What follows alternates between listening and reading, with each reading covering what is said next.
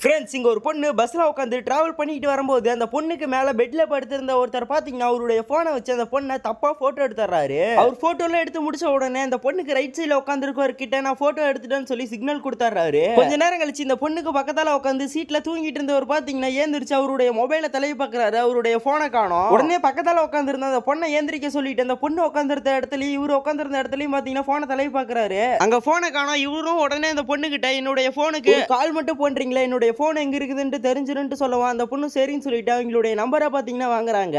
அப்பன்னு இந்த பொண்ணுக்கு ரைட் சைடுல உட்கார்ந்திருந்த ஒருத்தர் இந்த பொண்ணு நிக்கும் போது தப்பான முறையில அந்த பொண்ணை போட்டோ எடுத்துறாரு. அவர் போட்டோ எடுத்த உடனே இந்த பொண்ணுக்கு பக்கத்தால உட்கார்ந்திருந்தவர் கிட்ட பாத்தீங்கன்னா சிக்னல் அனுப்பிடுறாரு, நான் போட்டோ எடுத்துறேன்ட்டு. அந்த பொண்ணுக்கு பக்கத்தால உட்கார்ந்திருந்தவர் அவ்வளவுதான் நானும் போன் நம்பர் வாங்கிட்டேன்னு சொல்லி இவருக்கு சிக்னல் அனுப்பிடுறாரு. இந்த பொண்ணு அவர் கொடுத்த நம்பருக்கு போன் பண்ணி பாக்குறாங்க. இவருடைய போன் பாத்தீங்கன்னா சீட்லயே தான் அலாரம் அடிக்குது. உடனே இவரும் பாத்தீங்கன்னா அவருடைய போன் எடுத்துக்கிறாரு.